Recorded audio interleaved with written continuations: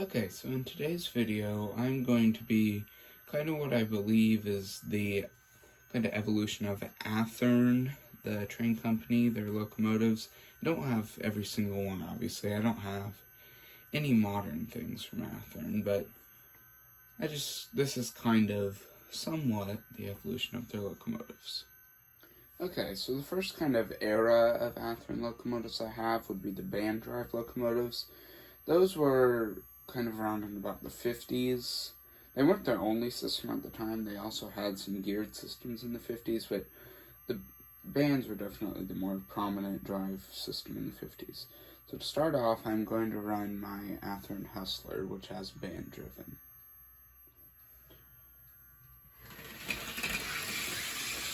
As you can see, they're very speedy models. That's one common characteristics of the band drives. They're very fast. Okay, so my next example of a band drive locomotive is this AD set that's band driven.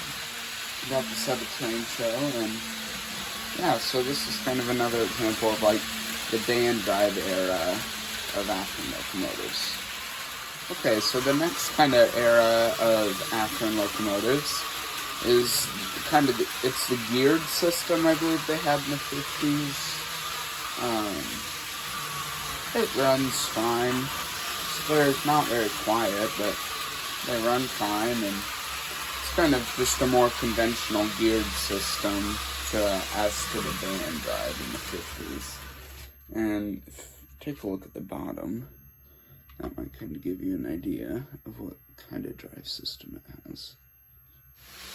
Okay, so this next locomotive has a very similar drive system to the last as far as the gearbox goes, but it has a more modern motor. Actually, it's pretty much identical to the one in the next locomotive, but the gearbox and casings are plastic rather as metal in the last one. So I believe it's kind of just a more updated version they had of the last drive system, probably from the 60s or so. This next locomotive, I believe, is also from the 1960s, but it doesn't have a motor like the locomotives from like the 80s and 70s, but the gearbox, like the way the gearbox is held in with the clip, is identical to the more modern ones with the flywheels. So this one is a fine runner. It runs very similar to the ones we'll see from the 80s and 70s, but it doesn't have that coasting effect, which we'll see in the next ones, just because it doesn't have those flywheels. This next locomotive is kind of what I believe they had in the 70s. It now has flywheels, and they are kind of the steel-colored flywheels, which they don't work any different than the more modern ones from the 80s with like the brass flywheels. The only bad thing about them is they tend to rust. But yeah, so this is kind of an example of what I believe they had in the 70s. And now with these flywheels, you can get that coasting effect when you cut off the power. Okay, so this next locomotive is what I believe they had in about the 1980s. It has a similar drive system to the last one, and a similar motor too, except for it has more like brass-colored flywheels, but it runs similar to the last one, and just like the last one, when you cut the power, you also get that coasting effect. Okay, so before I finish off the video, I just want to kind of show you how all of the inside of the locomotives look. So we start off with our Athearn Hustler. Got the old Athearn motor with the bands that drive the wheels. And this is the F unit. This one actually doesn't have a stock motor. The original motor would have looked something like that, but a little bit bigger, I believe.